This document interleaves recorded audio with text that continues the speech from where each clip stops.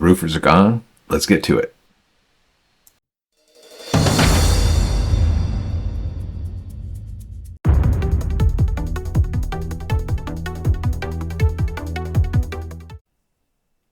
Okay, this week we're going to look at pawns. I recorded these videos once and then I messed up the recording, so I'm doing this again. So we're going to go straight through the games as fast as I can to get this out and done, but we still cover some useful information. So let's look at this first game between Trevor and Ahniwa. So we get pawn formation here where the pawns are both occupying the center here and knights are coming out. And this is a pretty standard position that you'll see. And the bishop goes flying out to the side here. Generally not recommended. Best is to bring your knight into the center where you influence the center some more. And one thing, I don't know if I've talked about this, but one thing that's interesting about the knights in these squares is if you look, they attack all four squares in the center of the board. So it's always useful to get your knights onto these two posts to just influence the center as much as you can. Instead, the bishop comes out, pawn goes to drive the bishop back, bishop takes a step back, and then we see a wing push of the pawn here. And more kind of effective would be to actually push the central pawn, which would, drive the bishop back, or if white exchanges, the bishop still needs to drop back.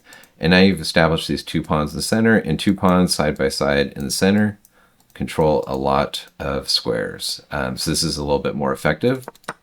Whereas with this push here, white has the option to just drop in the bishop back, and now this bishop is influencing this whole diagonal along here, and it becomes a little bit harder. Like this push is now no longer effective because you'll weaken your structure.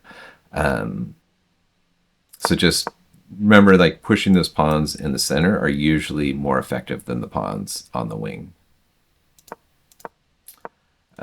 Instead, Trevor goes all in and just takes the pawns, tries to hold on to the bishop here by dropping it back. But now this bishop is cutting through and will prevent white from being able to castle. Knight tries to come out, attacking the pawn. You need to, as white, you're in a tough situation here. I think you need to just try to stop up the center and get castled as fast as you can. Jumping forward just allows black to drive the king back, and then now you're in the situation where your f7 pawn is under a lot of pressure, or f2 pawn. Black gets a check, blocks the pawn, and then doesn't realize that the bishop is now defended. This is a good fork to see that the bishop was undefended here, and you could fork the pieces. But you need to see that continuity change where the pawn moves forward, and now the bishop is defended by the queen, and they get traded off. So now white is up a significant amount of material and drives the knight back. Tries to develop, and you're still stuck in this situation here where you can't really castle right now. Oops, not like that. This way. So one option to deal with that would be to actually take the knight off. Then after the recapture, you can capture the bishop here, and now you'd be free to castle your king to safety. Instead, we start to see these pawns moving forward, and this is where we can see like another feature of pawns. So these two pawns are controlling the center. They're controlling a lot of squares in here, but you have this weak pawn. So you need to figure out, like, how do you handle the attack of the knight here? One way is to just drop the knight back and reinforce it that way. But once the pawn moves forward, you now start to leave openings. So now these squares that were previously either occupied or controlled by that pawn are now moved forward, and this knight now finds a good offensive outpost to drop into. Again, the pawns are moving forward, but they're opening up lines now because the pawns have moved. They are now exposing the white position, and the white king is actually getting weaker because of those pawns advancing. This is actually a really nice tactic here to find this like little in-between move to attack the queen and drive it to an inferior square, where now the knight is able to fork these two pieces. White now castles, but now is the wrong time to castle, where it leaves the queen hanging. So now you kind of end up with these pawns that are forward. They're going to be weak. That black is going to be able to take advantage of them, and you're also down a lot of material from the white side. Moves the king out of the check, which leaves the bishop, and tries to bring some pieces more to the center. Unfortunately, this is too much for black's able to just give up more material just to simplify the position, getting rid of those 2 pawns over there. Now white or black is up bishop plus a couple of pawns, and this should be too much for white to deal with. And moving the knight here just hangs the knight. This is a good tactic here, moving the knight out of the way in a way that defends the rook. It seems like you're pinned, but finding this knight move is very, very nice. And now the rooks get forked, and they're still forked. They get taken. Black's able to start breaking through, and white runs their king forward, but lands inside a pretty nasty checkmate.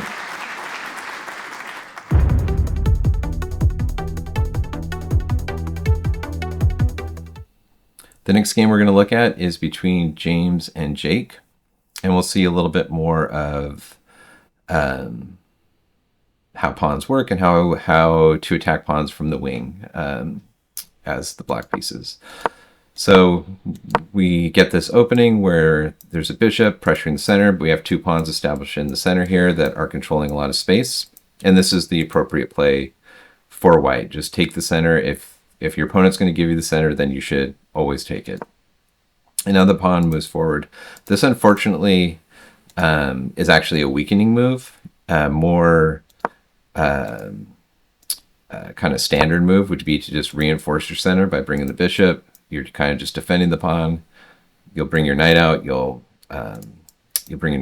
castle and kind of develop behind your center here. So you're trying to reinforce the center when you were able to establish it. Conversely, black is trying to attack the center. So by moving forward, what you've done is you've allowed black to be able to put pressure on that center by just moving some pieces and starting to attack it. And then once the center dissolves, then this bishop becomes very strong sitting on that diagonal there. So black immediately starts attacking the center. White tries to reinforce it, comes out with the pin. So this has always kind of been black's idea by moving this pawn forward, is to pin the knight. Tries to break the pin, and then this is a move that kind of reduces the pressure on the center here. You kind of want to maintain this tension because this is what's going to open up this bishop. You always want to be finding ways to keep your bishop open. So this is kind of an example of where this pawn tension is good for black to maintain. By locking the structure, now the structure becomes actually quite strong, as long as white can defend the pawn here. And really, I think already I'd be looking at just bringing the queen to just help defend this this pawn here. And if you could hold this center together, white would be in a good situation. Instead, white goes forward and just attacks the bishop, which isn't really helping matters. This bishop can take that knight whenever it wants. You don't really need to ask it in order to do that. Better would be either to castle, defend the center, as opposed to just attacking the bishop and having it trade, where it now allows basically black to win that pawn. You kind of used a tempo to ask to go down a pawn. Now the knight gets attacked. Knight jumps out of the way. I think better would be to drop the knight in, take that bishop, and now there's no threats on the black position here. You'd get castled and be up a pawn, and this should be a straightforward position for black to play. Dropping the knight back does lead to some interesting tactics. White tries to take advantage of the fact that the king is along this open diagonal, or this open file here. But Black finds a good counter by playing the knight in with check, and then castles the king out of the way. White tries to get their king and queen off of the same line, so now this bishop is looking rough here. You actually do have the option of dropping the bishop back. If the rook comes over, drop the bishop back again. Now you're free to castle. And, and actually white would actually be in a favorable position in this particular line. Instead, by dropping back, you just drop the bishop hangs. White does come down and puts a lot of pressure on the position, so you have, the queen lining up this way. You have ideas about dropping the bishop back in order to put pressure along this diagonal. You can slide the rook over to help build up, or you can even think about advancing this pawn down the board and attacking the black king. Because you are down material, there's nothing except for try to go on the offensive. On the other side for black, once this knight comes to here, their position should be pretty stable. So they bring the queen, and now this pawn moves forward, and this unfortunately just opens up and exposes the power of this bishop. And it comes in, forking the two rooks. The rook moves out of the way. The knight jumps forward. I think there's nothing wrong with just taking a free rook. You'll be able to deal with anything if the maybe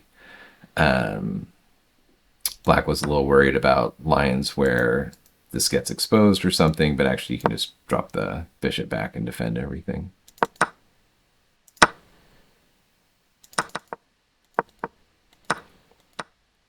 So we get the some exchanges, and now white is down a whole rook. But starts to organize some good counterplay. So the rook is coming to the center, the bishop's, trying to put pressure. You got this advanced pawn. And sometimes even when you're down material, just finding those ways of getting active counterplay to allow your opponent to make a mistake is the best that you can do. So instead, I think just capturing the bishop is sensible. Because now when the bishop drops out of the way, it's attacking the rook. And again, black is forced to find some very tough moves in this position in order to try to maintain the advantage that they have. And once the queen moves forward, it's too much, and they bring the rook up. There wasn't really, I think you had to capture with the knight here, and trying to think about how you resolve the situation. Oh, then you just take the pawn off, and now you're relatively equal material, and this should probably lead to a draw. Instead, white's able to get to the back rank, and when the pieces trade off, they have an extra queen, and they're able to infiltrate with their queen, slowly inching closer. Black king gets cornered on the side of the board and eventually resigns the game. It's just too much.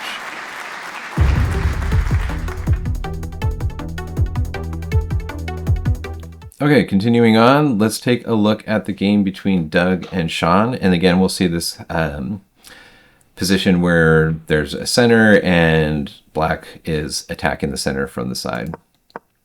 So we get two pawns established, knight comes out, immediately pressuring the center here. And white does a very good job just reinforcing that center. And, continues to kind of build around it. So white has played very logical moves, bringing the knight out. Nothing wrong with bringing that knight out. You even have the option, actually, of being even more aggressive, if that's your style of play, where you just take even more space. Knight would jump behind the pawn, and now you've established three pawns side by side, just controlling so many squares in the middle of the position.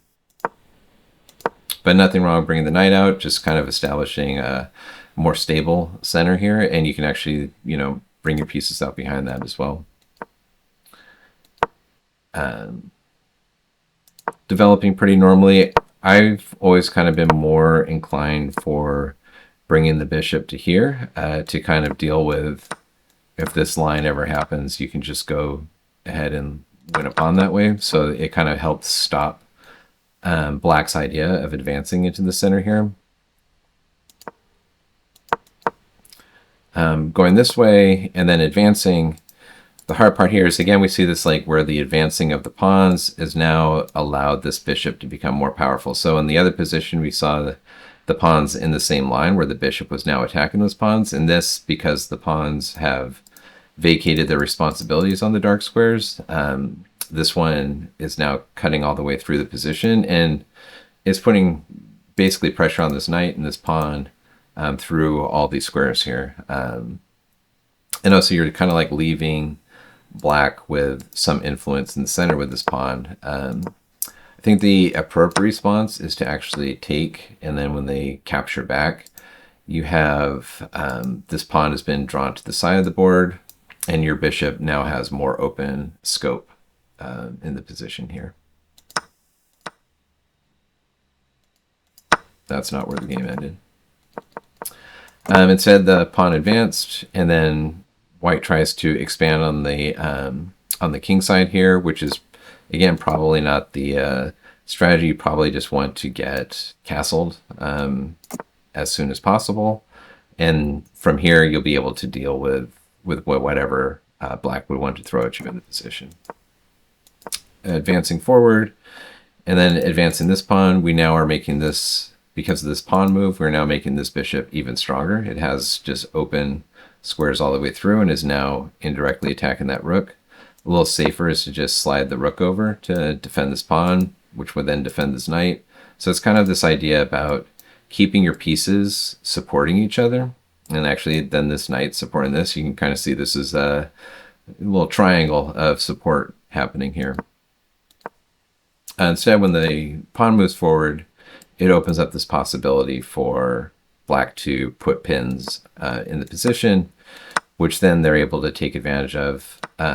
Here, there was the option of taking with the knight, which would have solved the issues for, well, not all the issues. Hard part is you have this pin happening here, but if you trade off, I guess you need to take with the king, so your rook is now protected. You know, you end up in this position, and white would be totally fine with the two pieces for the rook. Instead, capturing the bishop allows the queen to get pinned, and at this point, black is able to start cleaning up all the pieces in white's position. Queen gets attacked, but leaves open a checkmate on the back rank.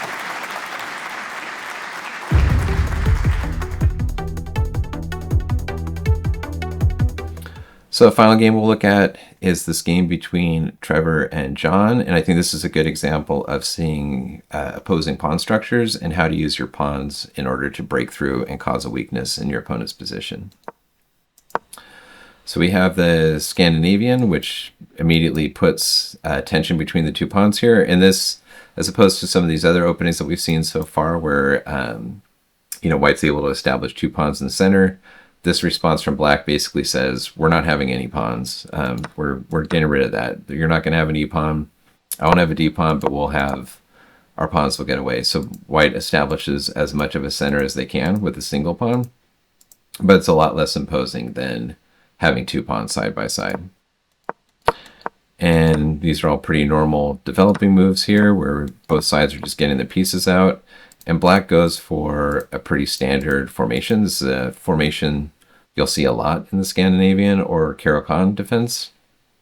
And this is a very solid structure where your pawns are, you know, you're not maybe making very aggressive plays into the center, but you're very hard to break down. It's very hard. This pawn cannot move forward, which is, you know, white's most advanced pawn because of the defense here. And that structure is helping to allow black to kind of catch up on development, get their pieces out, get their king castled, and then they'll find a time to push forward in the center.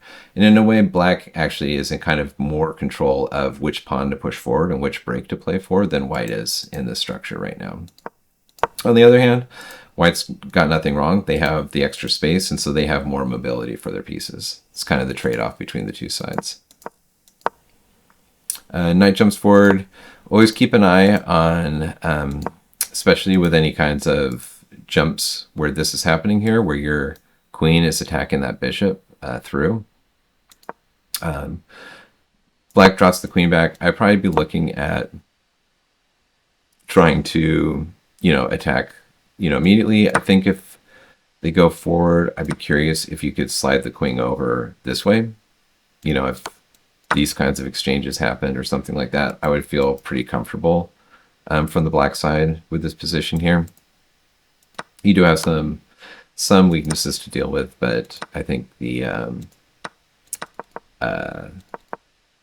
you have a lot of you've taken off a lot of white's attackers, and it should be more straightforward to draw. Dropping back the queen, though, is nothing specifically wrong with that.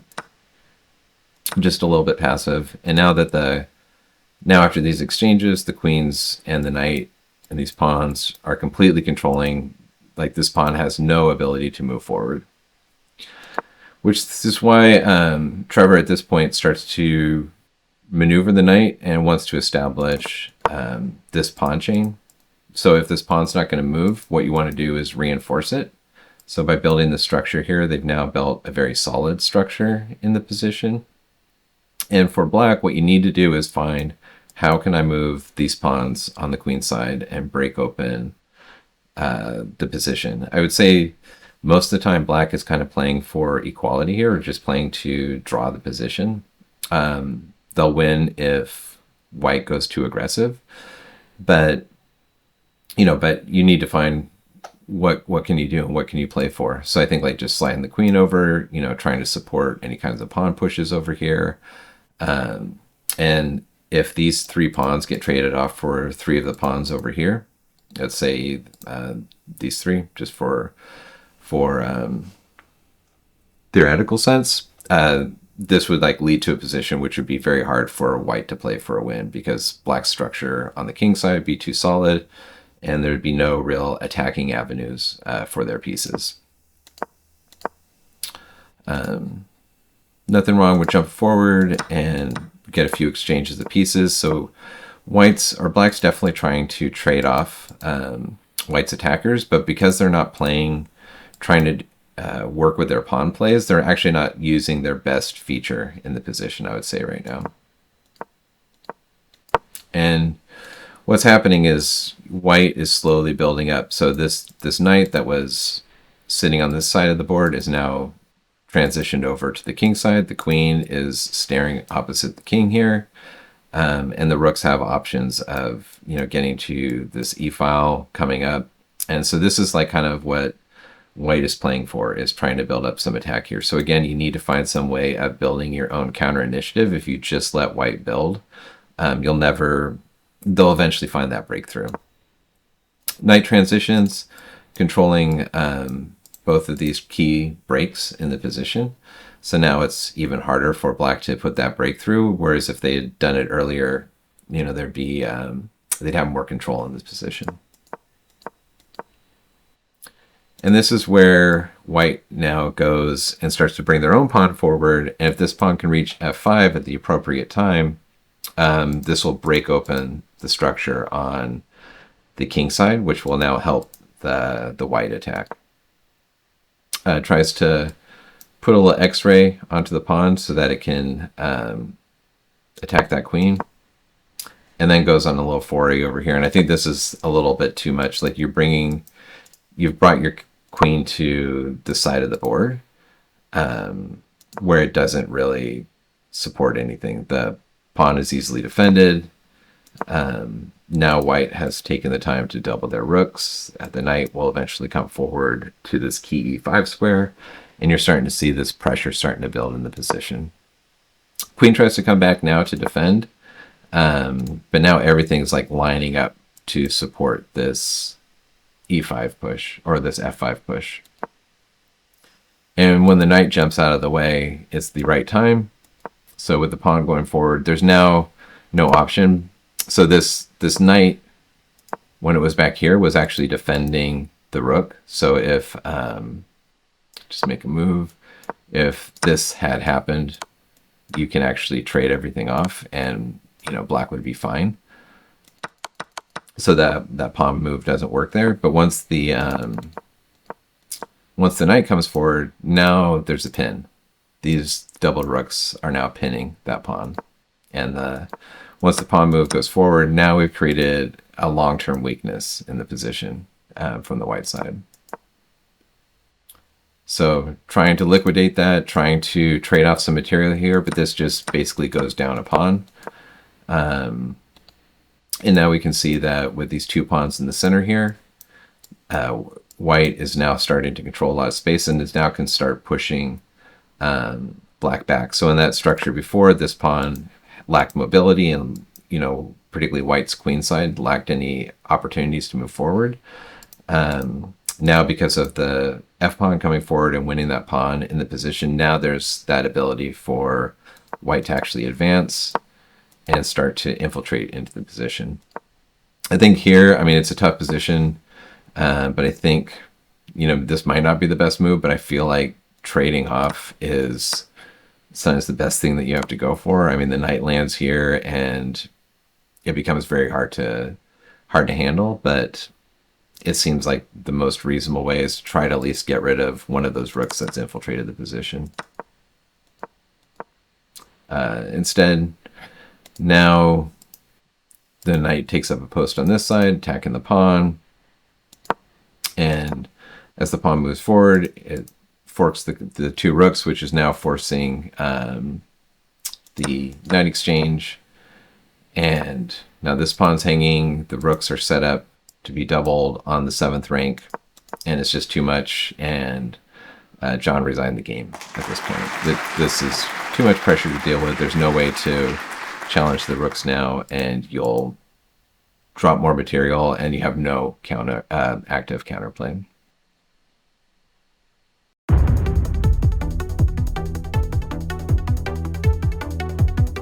Okay, Felipe asked for some commentary on this game, so let's take a look at this game between him and Ethan. All right, symmetrical, got 4 knights, bishop out, good push in the center, d4, like we've been talking about today. Get those pawns centered up, and we get an exchange, knight drop back, interesting choice, dropping the knight into space there. You can take more than 2 seconds to think about your moves and consider the options that are available. Really, any option would be preferable. But all right, drop the knight and launching an attack with the pawns, and now moving this knight so that these pawns can take either of them, I guess, to attack this bishop somehow. So we exchange off those pieces and trade queens. Get the rooks traded. Rook challenges the file, so all good there. And we are now in a position where black is up a pawn in a knight's endgame. So usually that's preferable to the side that has the extra pawn. And now the pawns are getting locked up here. In these kind of endgames, sometimes holding off the decision about whether to lock the pawns or not is preferable. Like moving pawn forward once, so you can start to advance your king into a more active place, and then you can figure out, do you go for breaking the position open or do you lock? You can always make those decisions later. Rushing into it just makes it set up, right? Like, so that's the only kind of option there. And now, because of the positions of the knights here, white's knight is actually going to land in the preferable square. So good job relocating the knight to the powerful d5 square. And yeah, you didn't really want to trade that off. Let's turn on the analysis. I have a feeling, it still says it's better for black. But yeah, the only option is to drop back and defend this pawn. And there's no real way I can see that black could win this position. You probably have to start trying to advance these pawns on the king side to break it open. But launching into it, again, 4 seconds on the move, so result in a passed pawn here. And now this is, even though it says it's better for black. And the reason is that you can always advance your f-pawn and break up the pawn structure, and that's what you need to be looking for. Instead, everybody brings their kings over, and this move f6 is too slow. Again, you need to be finding a way to get the pawn break. So if it was just f5, it would be taken. You take the middle pawn, and now the black king is too active. This pawn's going nowhere, and eventually you'll clean up the queenside pawns and win. So yeah, it is always these pawn breaks. And we've already spent more time on the commentary than I think the entire game took. But yeah, again, now the pawn structure is locked up, and now there's no way for this pawn to move forward. Technically, this should probably be a draw because you should be able to either hold the position, hanging out on these two squares here. But as we'll see, after a few more moves, yeah, actually you still had to move forward, which is kind of a wild move, but you're trying to get activity on the other side of the board. So always this move f5 was always the key in the position. Instead, now that the white king has gone to an active position, pawn moves forward, and there's no way to stop it. You can even go this way first to I don't know, force more stuff, but it doesn't matter. This game is pretty much over because black locked up the position, didn't get this f5 push, and allowed the white king into an ideal spot. So there you go.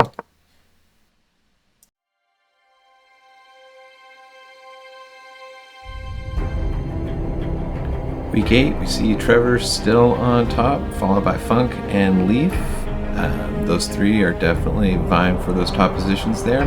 Unfortunately, I don't have time to put together the rapid replay section of gifts, but next week we'll be back to the regular schedule.